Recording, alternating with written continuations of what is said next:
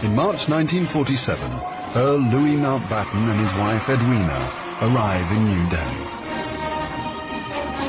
The great-grandson of Queen Victoria and second cousin to George VI, Mountbatten brings a regal presence to the drama of India's independence.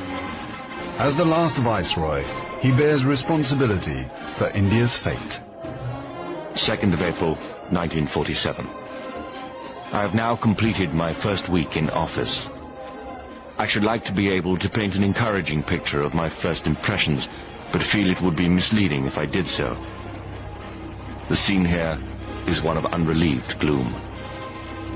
At this early stage, I can see little common ground on which to build any agreed solution for the future of India.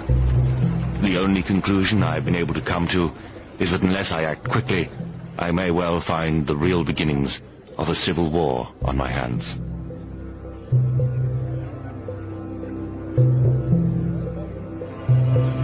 By May, attempts to create a unified India have failed.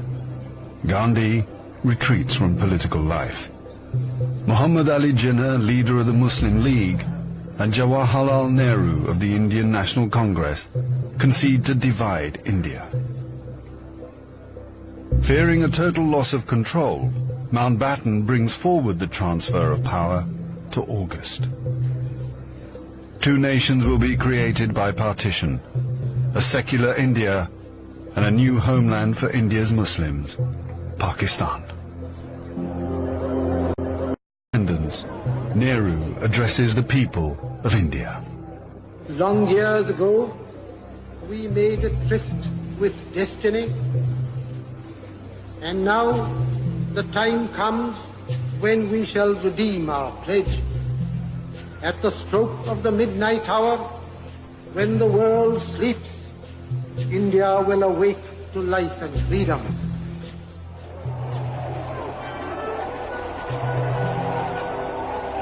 The 15th of August, 1947. The British Empire in India has come to an end. The last viceroy, Louis Mountbatten. The flag raising and the salute were done amid scenes of the most fantastic rejoicing. And as the flag broke, a brilliant rainbow appeared in the sky, which was taken by the crowd as a good omen.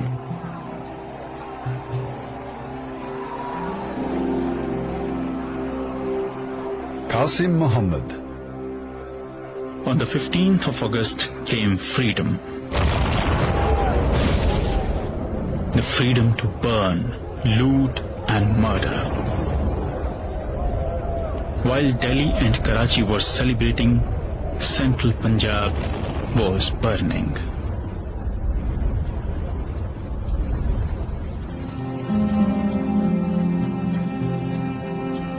Between August 1947 and March 1948, 4.5 million Hindus and Sikhs are forced to migrate from Pakistan to India.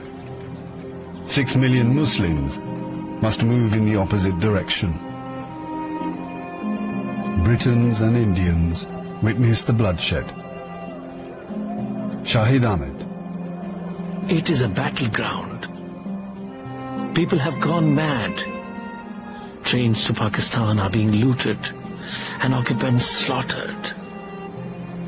We all knew that carnage was in the offing.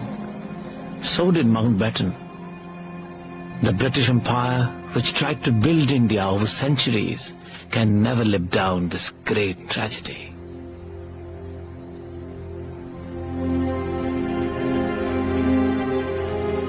Lieutenant Colonel Hubert Boyd Hudson. The sight from the air was awe-inspiring. In this chaos, millions of refugees were struggling to get to India or Pakistan. Thousands of others were doing their best to prevent them, murdering them by the hundred. But death is nothing. There are things more terrible than death.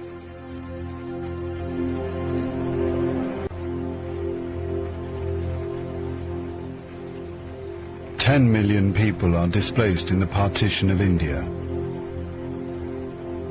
1 million are dead.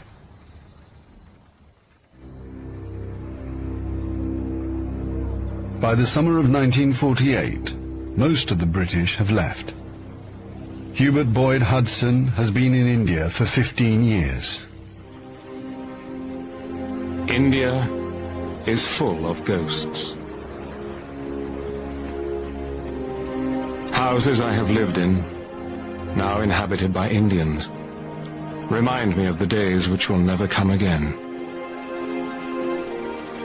When the Viceroy drove past with a cavalry escort in red coats, I have seen the greatness of the British in India, but now it is all ended, and we are the last to leave, the few who are trying to tidy up the mess which the sudden splitting of an old empire has caused. Britain has lost its greatest imperial possession. Mahatma Gandhi once said that if India became free, the rest of the empire would follow. In the next 10 years, the fire of India's independence will spread around the globe, from the Middle East to Africa.